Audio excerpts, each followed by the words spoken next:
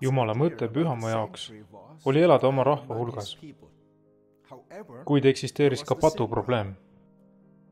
Kuidas saavad patused inimesed eksisteerida püha Jumala palge ees? See on võimatu. Ja seetõttu lõi Jumal andeks andmise. Ning ta kindlustas, et israeliidid mõistaksid seda pühamu kaudu. Peatume korraks. Kuidas on üldse võimalik, et Jumal andestaks patustajale?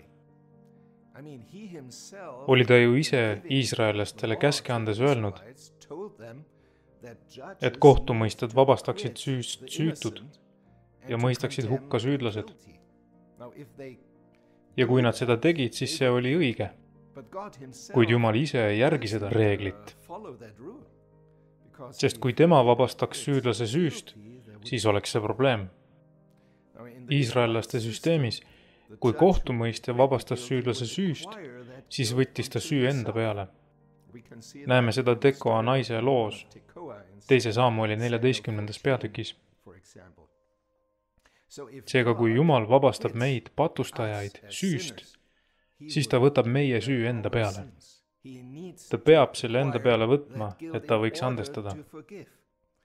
Ja see oli juriidiline põhjus, miks Kristus pidi meie päästmiseks surema. Ta pidi surema selleks, et Jumal saaks meile andestada. Lähme tagasi pühamusse. Pühamus näitas Jumal, et lunastuse 2 faasi kindlustavad selle, et lõpuks on iisraellastele andeks antud ning patt välja juuritud. Esimest faasi nimetatakse igapäevaseks teenistuseks. Igapäevane teenistus kestab läbi terve aasta. Isegi äralepituspäeval, mis on teine faas, ka siis toimus igapäevane teenistus. Igapäevasest teenistusest pidid inimesed õppima, et nende isiklikud patud kanti neilt pühamule ja preestrile. Aastasel teenistusel, äralepitamispäeval või Jom Kipuril õppisid nad, kuidas Jumal patu välja juurib.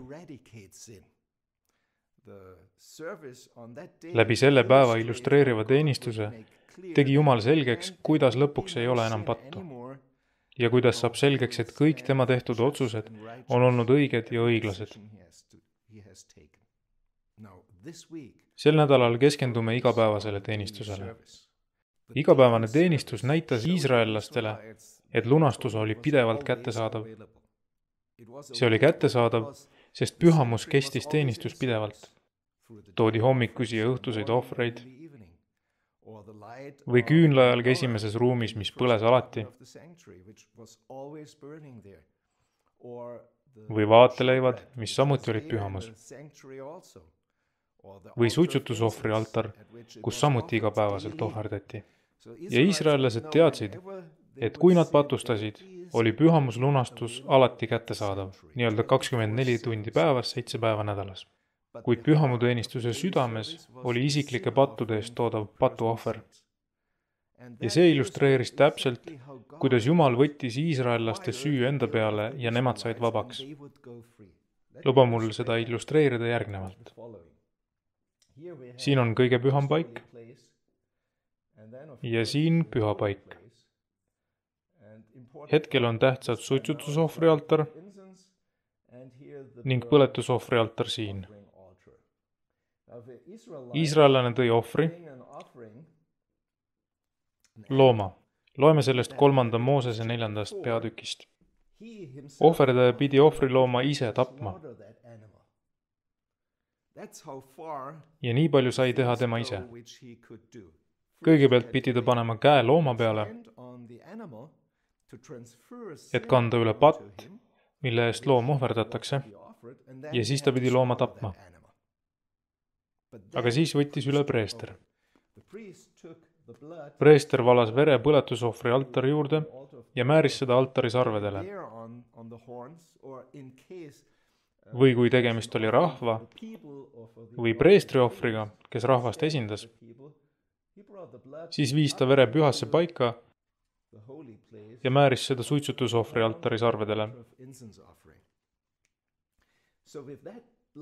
see veri, mis kandis pattu, näitas iisraellastele, et nende patud on viidud alale, mille eest vastutab Jumal.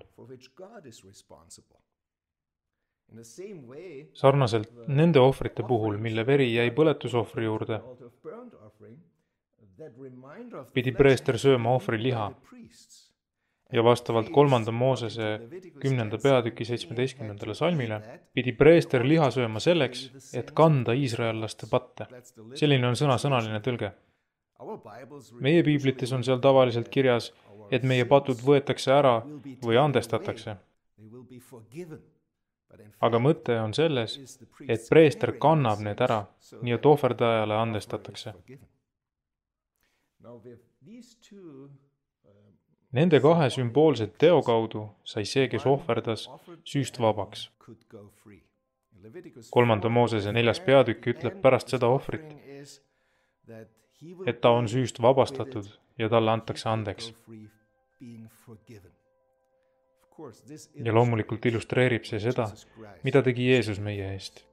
Tema oli see ohver ja tema on see preester taevases pühamus, kes kindlustab, et tema ohver saaks vahendatud, nii et meie saaksime süüst vabaks. Ja need on head uudised. See on see, miks Jumal on unikaalne. Tahan sulle lugeda Miika 7:18. See ütleb, kes on Jumal nagu sina? Kes annab andeks süü ja läheb mööda üleastumisest? See on meie Jumal.